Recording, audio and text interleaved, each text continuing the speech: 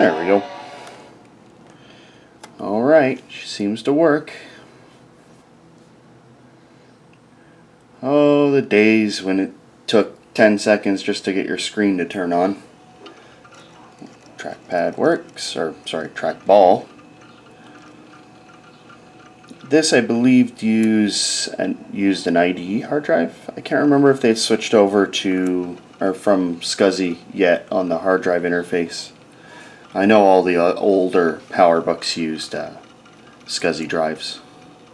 Oh, got speed doubler installed.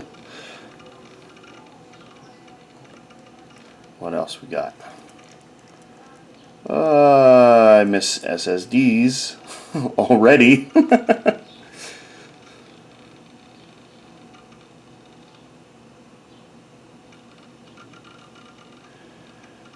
Just system stuff, Apple script. This is remote management, QuickTime. Wow, I have speech recognition installed on this. Maybe I didn't go through and delete all the crap. I think that one's network time. And here we go at the desktop. I think I hit the power button, so it may ask to shut down.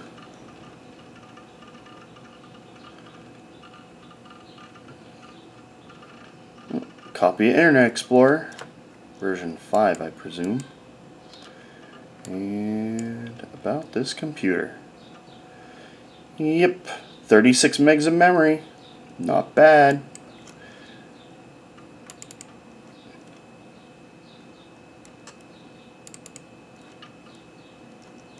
Man, you can really hear that hard drive click over when it parks the head. Well, let's see if Internet Explorer works. There's no connection right now, but oh.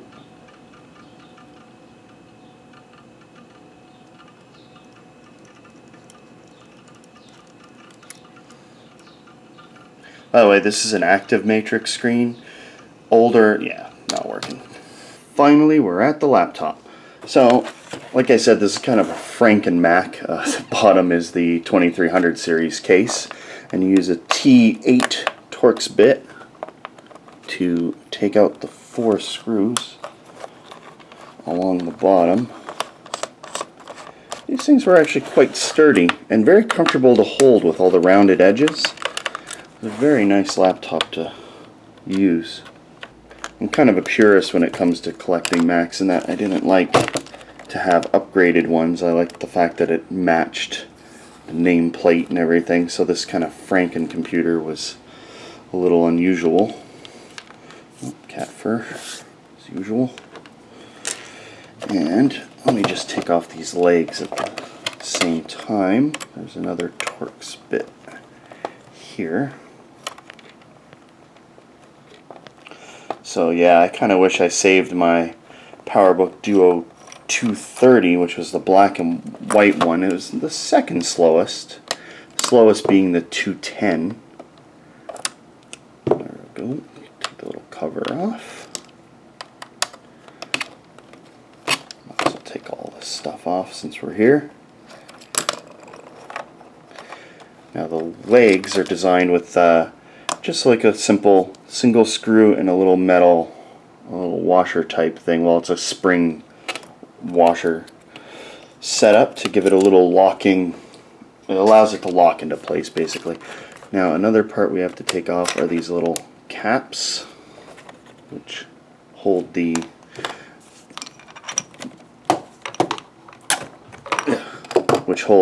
display connector. Well, it's not the display connector, it's the hinges for the display. So let me just go ahead and see if we can get the hinges off right now, since everything is coming apart in this thing. I really like these Wia screwdrivers. The only problem with them is that they're quite hard to turn. If the screw is really on there, they're a little difficult to get a grip on them. I do have some T-handled screwdrivers from Wia, which are a lot nicer, and they're Torx, but obviously it's a limited arrangement of them since I only have like 6 of them, whereas I have like 100 million of these nice smaller ones. Now, how does this guy come off again? I mean, Normally I'd be a lot nicer with this, but since it is coming apart, oh right, I remember how. Disconnect the keyboard. I remember the top comes off first. Okay, so we have these little side rubbery, well, it's kind of like a rubbery plastic, and the whole idea behind these are what, not only they give it a nice shape on the edge, but it also has a side effect of giving it a nice rubbery texture so you can get a good grip on it. You know, they thought of everything on this thing. So the palm rest is nothing special, it's just a big chunk of plastic basically. And we've got some thermal material. I'll take a look at this in a second, but basically this is almost like a heat sink. And we've got a connection to the display, connection to the hard drive, connection to the trackball, or as it should be, a trackpad. And this goes to the battery, and this goes to the lid switch. The hard drive is covered with this very nice copper foil plate, which is all for shielding, and a couple other screws hold it in. These are all self-tapping into the plastic, and this screw also retains the little pusher thing for the micro switch to tell it when the lid is closed. And oh, it is actually an ID hard drive. It means I can hook it up and resell it. So got a flat flex ribbon cable going over to the hard drive, and yeah, it's just all shielding underneath it. This is the hard drive, obviously from a newer system. It's 1996, 750 meg, and it's a 12.5 millimeter thickness drive, so it's fairly thick, made by IBM. And yeah, just a hard drive. Standard 2.5 inch parallel ATA interface. This section has the perimeter RAM battery, which is what keeps your time and date and everything running. I believe this is 2 lithium batteries together. And we've got a little switch, 2 of them for the trackball. Just take out the 2 screws holding this thing in. If you like trackballs, I find trackballs to be very, very comfortable to use when you're not gaming. If you're gaming, I find them horrible. But when you're just using the operating system, I find them very, almost relaxing to use. So you can see this twists off, we've got the ball, and yeah, not much. It's just a basic trackball setup with an optical reader.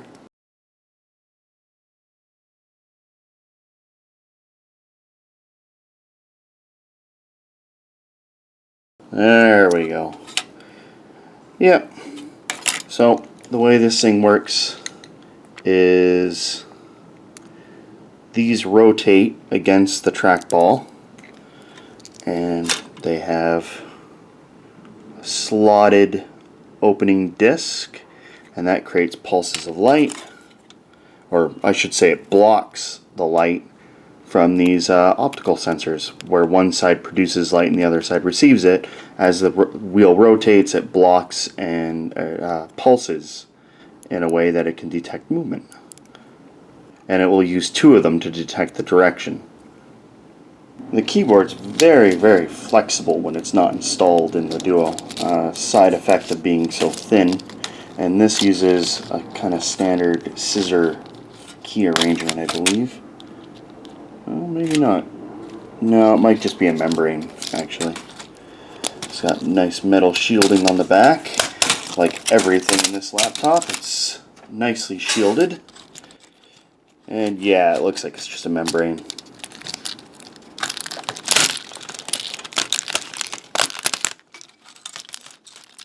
Yep, you can see that there's actually 2 pieces of plastic here.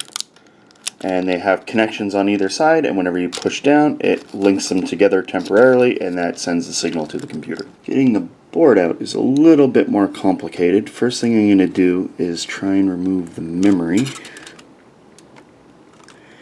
which is very useful, 28 meg. These things usually sell on eBay, so I might be able to at least get something out of this. You can see that in order to get the 28 megs, they took standard thickness DRAM on the top and mixed it with very low profile DRAM on the, or sorry, this is the bottom. They took standard thickness DRAM on the bottom and mixed it with very thin DRAM on the top, and they even put in a second PCB to get them that extra row of 4 chips, getting them the 28 megs. This is made by Memory International? Yeah, Memory International. 70 nanosecond, 28 megabytes. Now, to get the rest of this out, we have to remove, wrong screwdriver. There we go. We have to remove these screws at the back here that help hold the motherboard in. This is all metallized plastic for the most part on the inside, and it has this rigid frame construction that runs through the laptop to give it stability. Modern laptops don't need that. At least modern Apple laptops don't need that because they use a solid piece of aluminum, so this whole system is not needed. I'm going to remove these 2 screws holding the battery connector in. One of them also doubles as holding the case in. So now this whole thing should just come off. Okay, just the microphone. Come on. There we go. So, get that out of the way. Look at the display after. Now the motherboard should, I think, just come out. There might just be one more screw in here somewhere. Nope. Okay. Here's the bottom. Valmark Industries. They must just make the bottom case. Very nice copper shielding on everything. 1995 manufacture date. See if I can get this copper shielding off. Stick it in the recycling bin at least. Oh, it's heat staked down. They've actually, see, they heat staked that one section down. See if I can get the rest of it off. This is rather sharp. I'm getting cut on it.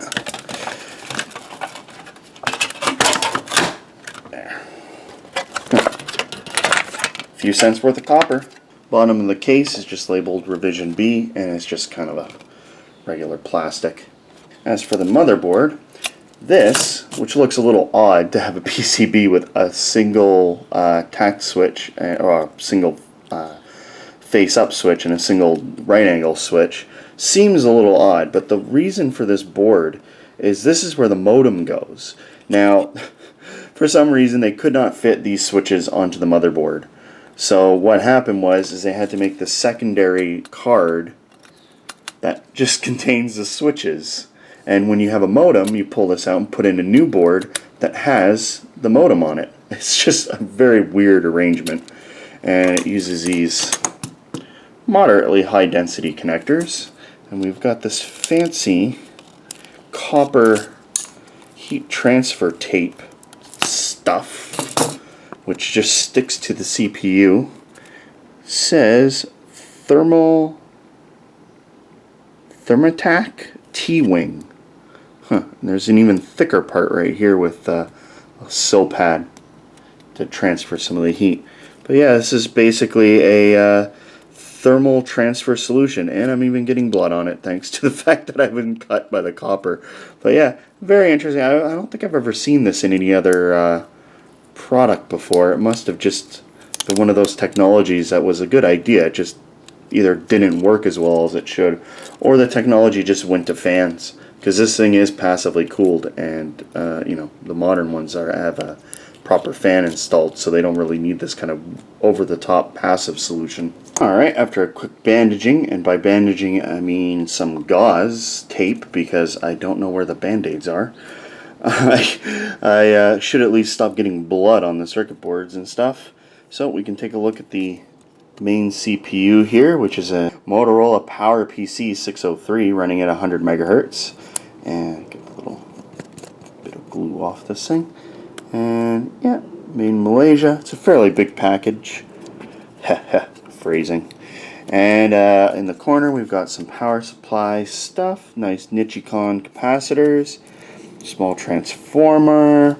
probably an inductor pack and an LSI chip. This is most likely custom, yeah, Whitney 3. Probably the main PCB controller. Does probably everything but a few custom things. Hey, this is the same SC8292 chip that's in the charger. So this must be some complete charging chip that they use. It might be a slightly different model number.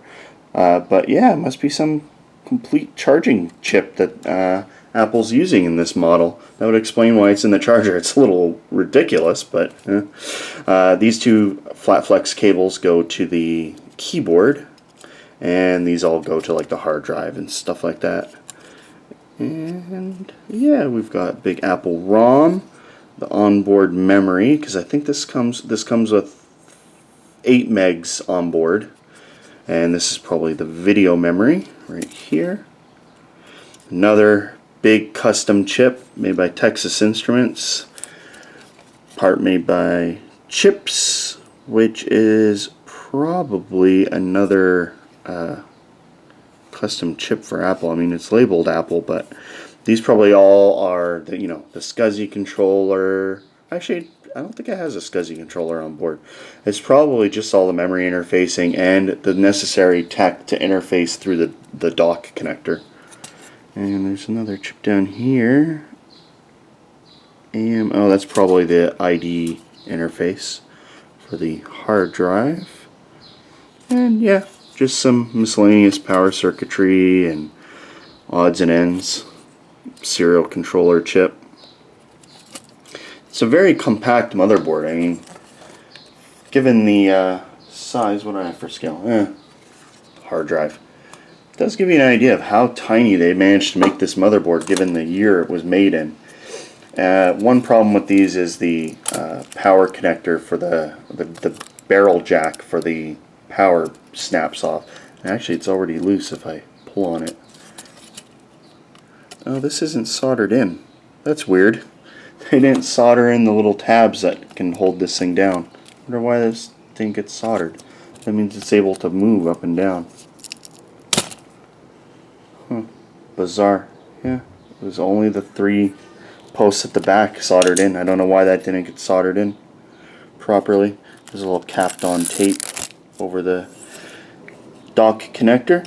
I was looking into the mini dock a bit more. The mini dock is the one I don't have, and it was a much wider dock compared to the micro dock, aka the floppy drive adapter. And yeah, it gave you SCSI and audio and stuff like that instead of just the 1 or 2 things. So that's one of the things I never came across in my adventures in Apple collecting. No bodges on this thing either. I mean, by then I guess I'd figured out how to make a Duo board, considering this is the last model they made. So this whole chassis that gives the case its rigidity of the metallized plastic just pops out, and it takes the microphone along with it. And you've got the ribbon cable with a little ferrite on it. To get this apart, as you can see, I've been in here already. I think I have to replace the display, or I was using like I think this is also a Franken Mac display in the sense that I think I'm using the display from a different model. Oh man, these are tiny. Hang on. Time to go smaller. Nope, that's too small. The other screws are T8, by the way, and this one is a T5. Oh, no, wait, it must be a T6. It's too small. That or this screw is just stripped. Nah, I think this screw is just stripped. Yeah, it's too big. I'll try this guy again. See if we can. Okay, see if that's enough to make any progress.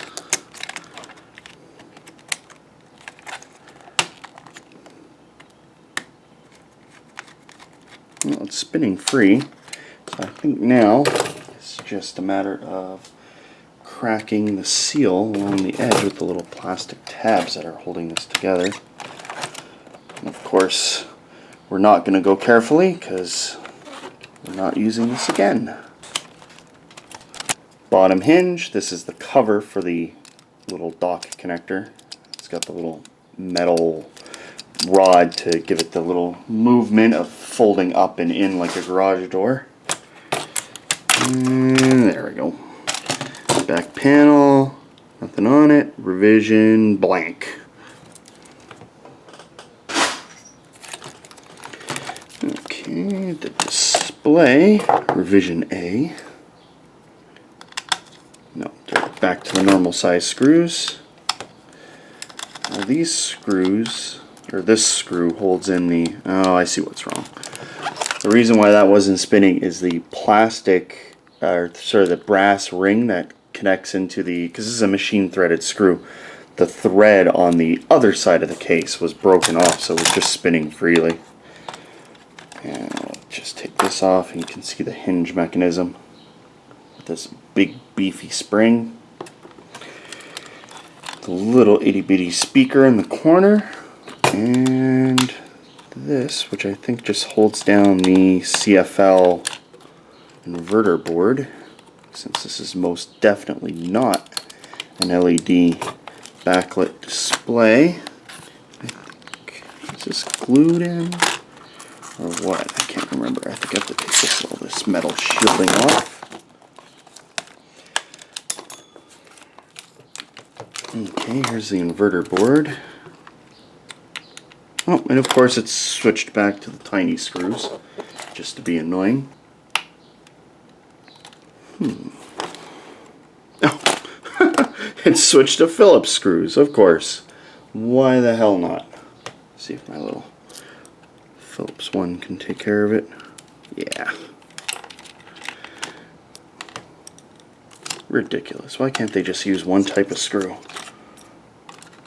Or at least one type of head. Why are they switching to Torx and stuff? And then back to Phillips and ridiculous.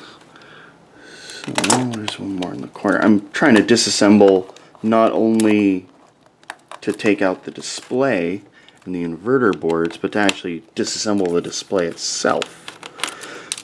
Labeled color TFT as opposed to grayscale. There's the silicone wires for the CFL bulb. Connector very heavily shielded for the inverter control. It looks like it's got driver circuitry on this side, and there's still a couple lots of Phillips. Sorry, that's the Phillips. And that's the Torx. Oh, wrong one.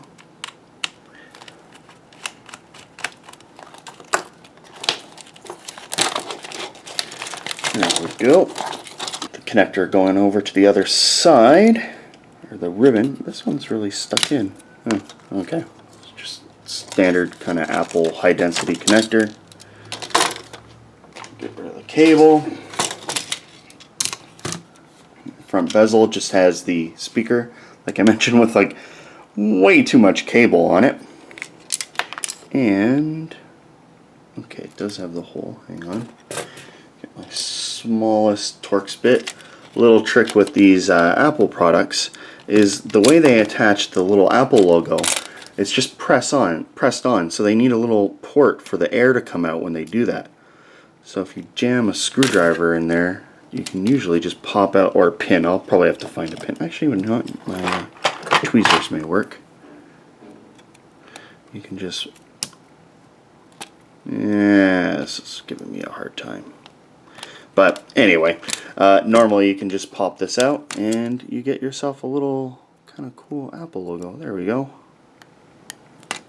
It's just got a little bit of, I think it's double-sided tape that holds these in. Perfect. Kind of a cool little thing. They're actually made of metal, and since they're already sticky, you can usually just stick them on something. So the display itself is made by Toshiba in Japan, no less. It's got some Phillips screws on the front holding the metal bezel in place, and this most likely disassembles the actual layers of the LCD. This step is not part of replacing the LCD. You would just take out the whole module. You would do this if you're replacing the backlight in it though. So there, just a metal shield around the front. And we've got a driver board. Disconnect that. Oh, one more screw. Gotta be careful because all this metal is sharp too. One thing I do not miss about older computers is how freaking sharp everything was in them. Let me see if I can take the CFL tube out without breaking it into a million pieces. Alright. Super, super, super tiny fluorescent tube. That's basically all it is. With silicone high voltage wire on it. They run at a couple hundred volts. And this is one of the driver. Oh, it's got a plastic clip. It's one of the driver boards. The ribbon cable going to the other side here. Or flat flex, I should say. And there we go. So even though a few people have described what this stuff does, I'll do it one more time. I believe Mike described it and Dave Jones also described it as well. And if I could get it out. Oh, I see, it's actually like clipped in, so it can only come out this way. So what this does is this whole multi-layer system, all this is doing is making the backlight even.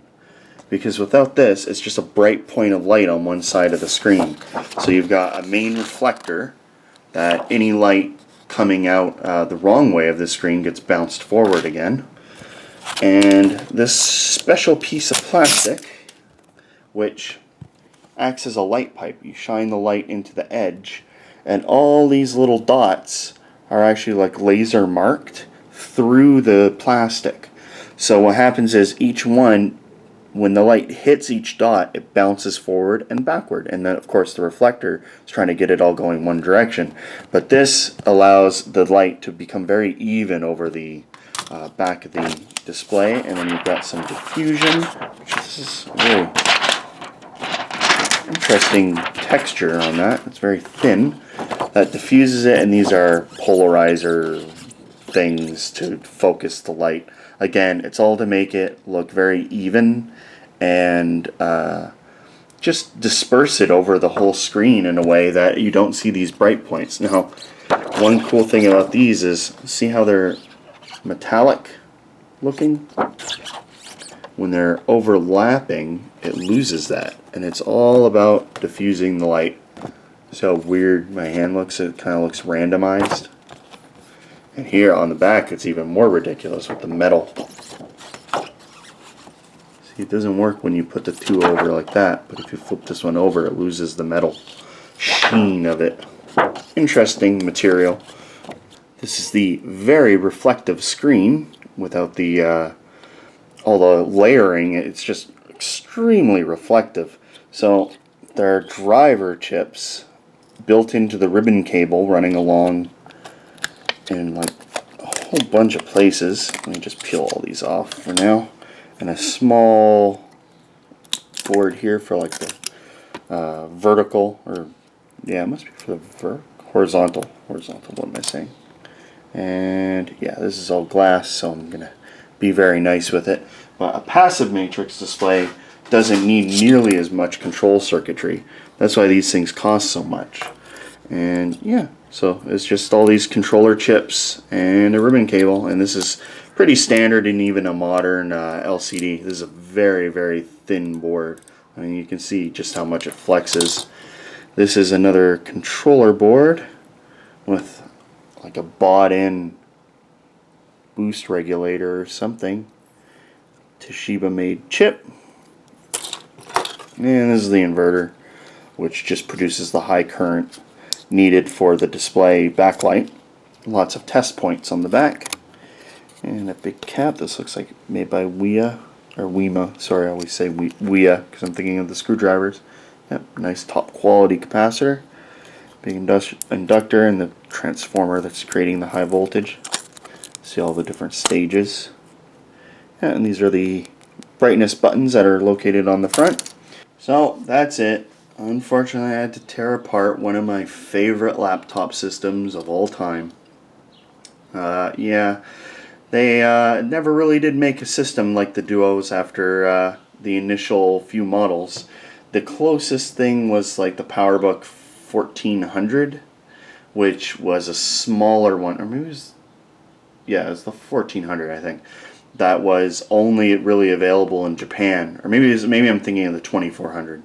Now I can't remember my Apple models. Oh man, it's been so long since I had my big collection. Anyway, they did make a smaller one with an external floppy drive, and it wasn't until I believe the 12-inch PowerBooks, 12-inch PowerBook G4s, that they actually made a smaller laptop than these guys. The 210 at least. Can't remember if the 210 was smaller than the PowerBook 100. I do have a PowerBook 100. I suppose I could have checked, but they were just very, very small. Even, you know, retaining that lead for many years, just because they did make those sacrifices of removing the floppy drive and all sorts of stuff.